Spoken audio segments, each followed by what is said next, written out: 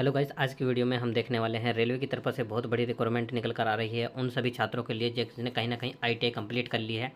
उन सभी के लिए एक मौका मिल रहा है अप्रेंटिसशिप करने का। कहाँ से मिल रहा है दोस्तों? जबलपुर से आई है, साउथ रेलवे की वैकेंसी है। और कौन कौन इस फॉर्म को भर सकता है, आज की वीडियो में सारी चीज़ जानने वाले हैं। कौन कौन सी ट्रेड एलिजिबल होगी, क्या स्टार्टिंग डेट होने वाली है, क्या लास्ट डेट होने वाली है, सारी चीज़ जानेंगे वन बाय वन। और कितनी वैकेंसी होने वाली है। तो आज की वीडियो को बिल्कुल भी स्किप ना करें। यदि उससे पहले रिक्वेस्ट होगी, यदि आपने इस चैनल को अभी तक सब्सक्राइब ना करा हो, चैनल को सब्सक्राइब कर लिए, वीडियो को लाइक कर दीजिए, जिससे कि आने वाली हर वीडियो का नोटिफिकेशन आपको सबसे पहले मिलता रहे। तो करते हैं आज की वीडियो को स्टार्ट। जैसे कि दोस्तों सबसे पहले हमारी चीज़ क्या है, सबसे पहले देखते हैं कि ये जो वैकेंसी है कहाँ से निकली है। देखिए यहाँ देख सकते हैं जबलपुर से निकली वैकेंसी है आपकी। यहाँ से रेलवे रिक्वायरमेंट यानी कि आप देख पा रहे हैं कि पश्चिम मध्य रेलवे की तरफ से निकल रही है, WCR की तरफ से ये वैकेंसी निकल रही है। इसकी स्टार्टिंग डेट क्या होने वाली है दोस्तों? स्टार्टिंग डेट इसकी 30 अगस्त है। क्या है दोस्तों? 30 अगस्त है। और लास्ट डेट क्या होने वाली है? 29, यानी कि एक महीने तक ये फार्म चलने वाले हैं। 29 सितंबर तक ये फार्म आपके चलने वाले हैं। अब इनके लिए ये किस चीज़ की वैकेंसी, कितनी वैकेंसी है दोस्तों? इसमें लिखी हुई 2865 वैकेंसी होने वाली है। अच्छी खासी वैकेंसी है। अब एक चीज़ और है कि आपको जॉब करनी चाहिए या अप्रेंटिसशिप करनी चाहिए, वो सारी चीज़ बताएंगे कि बेनिफिट किस में है, अप्रेंटिसशिप में या जॉब में। लेकिन इसको वीडियो को आपको अंत तक देखना पड़ेगा, जब भी आप ये सारी चीज़ जान पाओगे। तो देखते हैं लास्ट। देखिए अब जैसे कि इसमें टोटल वैकेंसी कितनी होने वाली है आपकी 2865 इसमें वैकेंसी होने वाली है। अलग अलग जोन से वैकेंसी है, जैसे कि GBPL डिवीजन से है, BPL डिवीजन से है, कोटा डिवीजन से है, CRWS BPL से है, WRS है, कोटा। ठीक है, इसी तरीके से अलग अलग जगह से वैकेंसी आई हुई है। अब इसमें हम बात करने वाले एज। देखो सबसे बड़ी चीज़ होती है एज। जॉब की तो आप भी जानते हो कि जॉब की आपकी कोई एज नहीं होती, लेकिन अप्रेंटिसशिप करने के लिए आपकी एज ज़रूरी होती है। अप्रेंटिसशिप करने के लिए आपकी एज ज़रूरी होती है। कितनी होती है दोस्तों? 15 से लेकर 24 साल तक। इसमें छूट भी होती है, ठीक है ना, इसमें ध्यान रखना दोस्तों, इसमें छूट भी मिलती है। SC OBC को, सभी कैंडिडेट को छूट मिलती है। जैसे SC ST को 5 साल की और OBC को 3 साल की। तो इस तरीके से सभी को छूट मिलती है। उसके बाद जो कोई AWS है तो आपको देख सकते हैं कि 13 साल 15 साल, यानी कि छूट सबको मिलती है। इस चीज़ से आप टेंशन मत लो कि आपको छूट मिलेगी या नहीं मिलेगी। तो आप देख सकते हैं सभी को छूट मिलेगी। तो अब इसमें बात करते हैं एलिजिबिलिटी क्या होने वाली है, कौन कौन इस फॉर्म को भर सकता है। देखो दोस्तों, इस फॉर्म को जो भर सकता है मिनिमम, जिसने 10वीं की हो, 10वीं कौन कितने मार्क्स है, 50% मार्क्स उसके होने चाहिए 10वीं में।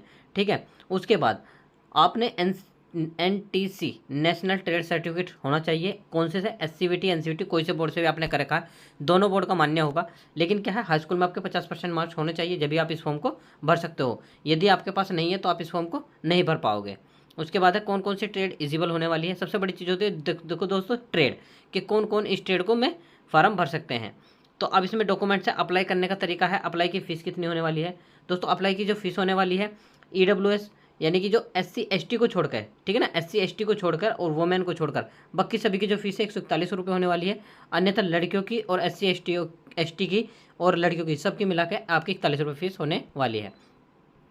भरने का तरीका क्या होगा, आप जैसे ही फॉर्म को भरोगे तो उसके बाद सबसे पहले वो आपका पेमेंट मांगेगा। सबसे पहले आपको पेमेंट करना है, उसके बाद इसमें आप आगे की डिटेल डालोगे। अब डॉक्यूमेंट्स की बात करें कि डॉक्यूमेंट्स क्या क्या होने चाहिए।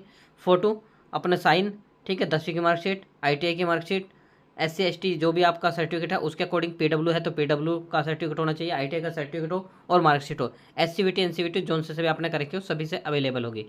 ठीक है, उसके बाद चलते हैं नेक्स्ट। देखो छोटी छोटी जानकारी बहुत इंपॉर्टेंट होती है, लेकिन क्या है, हम उस जानकारी को छोड़ देते हैं। हम सोचते हैं कि ये हमारे लायक नहीं है, लेकिन नहीं दोस्तों, ऐसा सिर्फ हमें लगता है कि हमारे लायक नहीं है। अब देखो बहुत ज़रूरी चीज़ है, ये है आपके लिए बहुत ज़रूरी चीज़, जिसका भी सभी से इंतजार कर रहे थे सभी। ठीक है, अब देखो JPP में लिखी हुई है, आपके जो JPP में है उसमें निकली हुई है आपकी टोटल है 139। कितने दोस्तों? 139।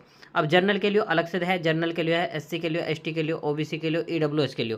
तो सभी की जो है अलग अलग है। इसमें कोपा ट्रेड की भी निकली हुई है आपकी, बिस्मिथ से निकली हुई है, कोपा से निकली हुई है, इलेक्ट्रीशियन से निकली है, इलेक्ट्रॉनिक्स मैकेनिक की निकली हुई है। अब कोपा की ओवरऑल कितनी है? 316 है। उसके बाद इलेक्ट्रीशियन की बात करते हैं तो इलेक्ट्रीशियन की कितनी है? 727। ठीक है, उसके बाद ये देखिए अलग अलग है, कोई दिक्कत नहीं है, वैकेंसी बहुत है, अच्छी खासी वैकेंसी है। इलेक्ट्रॉनिक्स मैकेनिक की आपकी कितनी दोस्तों? 185। कितनी है? 185।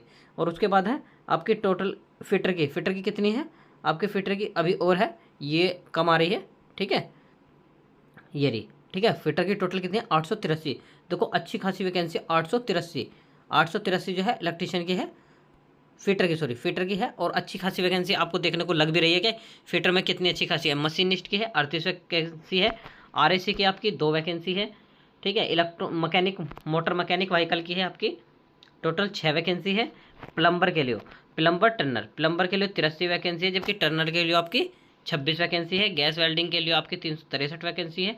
वायरमैन के लिए 133 वैकेंसी है। और ओवरऑल मिलाकर दोस्तों, ओवरऑल मिलाकर आपकी 2865 वैकेंसी है। तो इस तरीके से आप देख सकते हैं कि सभी इस फॉर्म को भर सकते हैं। लेकिन अब ज़रूरत कहाँ पड़ती है, बहुत सारे आपके PSU होते हैं।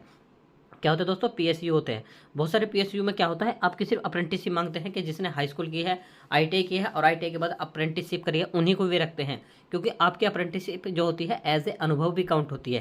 क्या होती है दोस्तों, एज ए अनुभव भी काउंट होती है। रेलवे में जब आप कोई फॉर्म भरते हो तो आपको इसका जो बेनिफिट है वहाँ भी बहुत अच्छे तरीके से मिलता है। तो ऐसा नहीं कि सिर्फ यहीं आपको वैकेंसी का फ़ायदा मिलेगा, आपको बहुत जगह। ये इसके अलग अलग फॉर्मेट है, SC का अलग होता है, OBC का अलग होता है, अलग अलग फॉर्मेट होते हैं। इस तरीके से आप देख सकते हो, सब फॉर्मेट अलग अलग होते हैं। ये जो चीज़ मांगते हैं, जैसे कि अभी SC ST का है, तो आपको यदि सर्टिफिकेट बनवाते हो तो इनके फॉर्मेट में आपको बनवाना होगा। इसमें आपका नाम डिटेल है, जब आप बनवाने जाओगे कचहरी से, तहसील से, तो वो खुद बना कर दे देगा। सबको पता होता है कि किस तरीके का फॉर्मेट को तैयार करना होता है। तो आज के लिए तो इतना ही रखेंगे, कल फिर मिलकर किसी नई वीडियो के साथ। तब तक के लिए धन्यवाद दोस्तों। जय हिंद, जय भारत।